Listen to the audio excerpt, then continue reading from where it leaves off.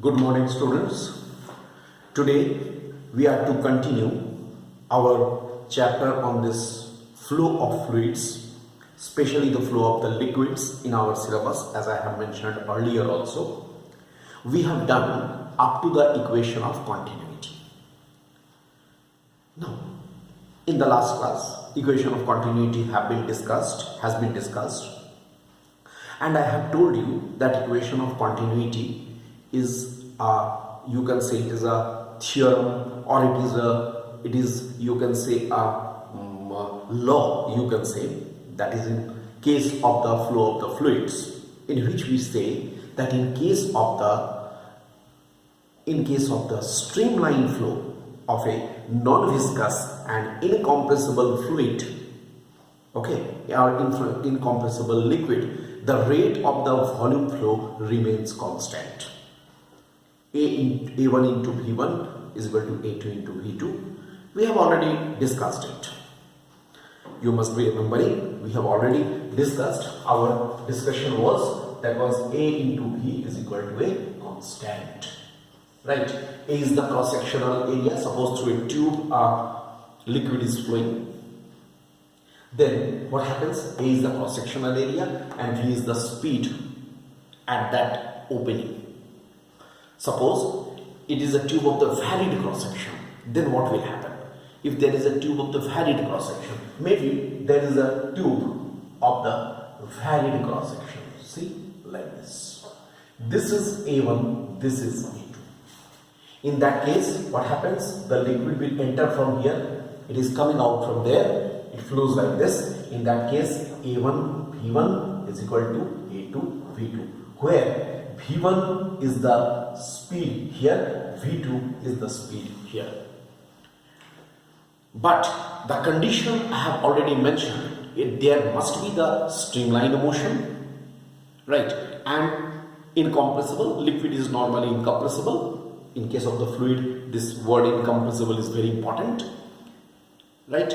Streamline flow and non-viscous. It should be non-viscous. I have mentioned that it is very much, it can be used in case of water, right? In case of the water flow. So, this equation of continuity, that means if cross-sectional area increases, speed decreases and vice versa. Okay.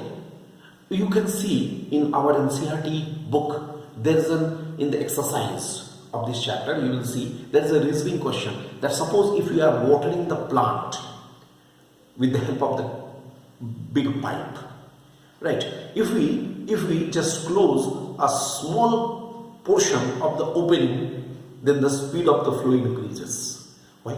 Because cross-sectional area decreases, speed of the flow increases. The water which is coming out, its speed will be increasing. That is the use of the equation of continuity. It was just, I have told you, the backup of the previous class.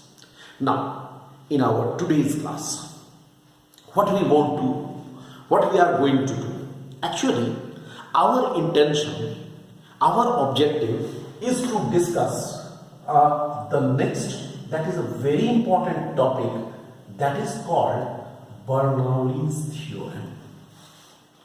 I want to discuss a very important topic, that is Bernoulli's theorem. But before discussing Bernoulli's theorem, I have to discuss one more topic which will be used in this theorem, that is the pressure energy.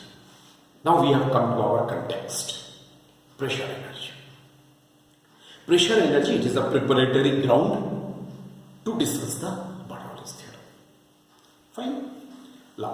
Now see, we have to see the pressure energy. Let us first see what is pressure energy. You can write pressure energy regarding, it is the energy possessed by a liquid by virtue of its pressure. So it is the energy possessed by a liquid by virtue of its pressure, and it is the measure of the work done. How it is measured? It is the measure of the work done by pushing the liquid, okay, just against the pressure without imparting any velocity to it. Without imparting any velocity to it. Try to follow me.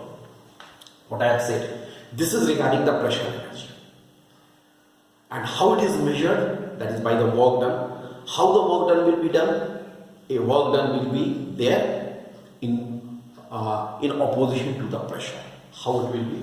So see, for that purpose, let us see this figure. Okay. Our discussion regarding this thing is over. I am removing it. Fine. This is a cylindrical vessel. It's a wide opening. Here is a narrow opening, which is here. This narrow opening, the outlet, that is actually, it is fitted with a smooth and light piston. There is a smooth and light piston. Alright. Suppose this free surface of this liquid is at the height h from the axis of the piston. Above the axis of the piston, it is at the height h. What will happen? This liquid of height h will exert a pressure on this piston. Right? So, pressure exerted by the piston, exerted by the liquid on the piston.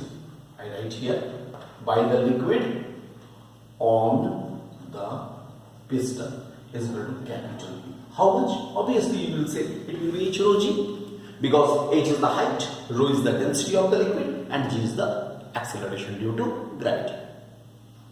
This is the pressure which is exerted on it. Fine. Now, here, if this cross-sectional area of this opening, small a is the cross-sectional area of the opening and also of the piston. Dono ka hoga? Because piston is fitted tightly in that, but no friction. So what will happen? What is happening? This here cross-sectional area of the piston as well as the opening should be how much? Small. That should be okay. Then if I want that a force must be applied, I want to apply a force F. Okay. On this piston against the pressure. So the force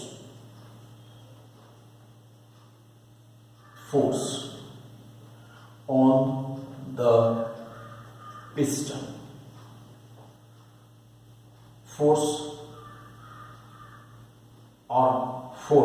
you can say by the piston on the liquid, okay, just against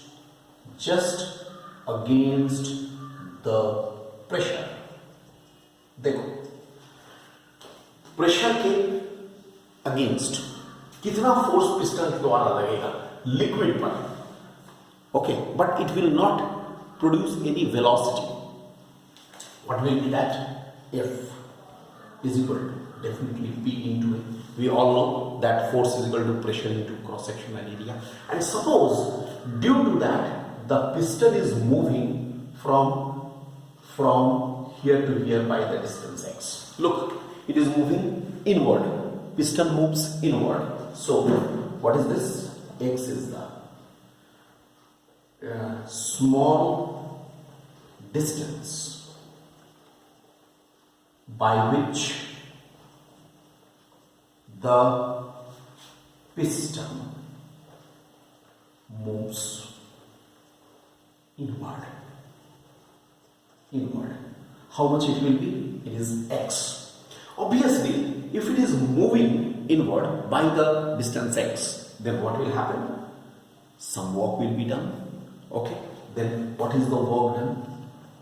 Work done in pushing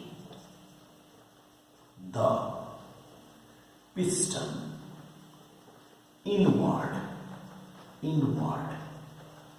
W is equal to F into X, means P into A into X. Okay, and this work done is stored as the pressure energy. Mind this. This is the work done which is given against the pressure, and this work done is stored as the pressure energy. Now, in course of pushing this piston, what happens? Volume of liquid pushed inward. How much? Volume of the liquid pushed inward, definitely A into X. Very easily you can see. And if I ask you, what is the mass of the liquid pushed inward, you will definitely say, okay, A into X into rho, because volume into density. Then, what is the pressure, energy per unit volume?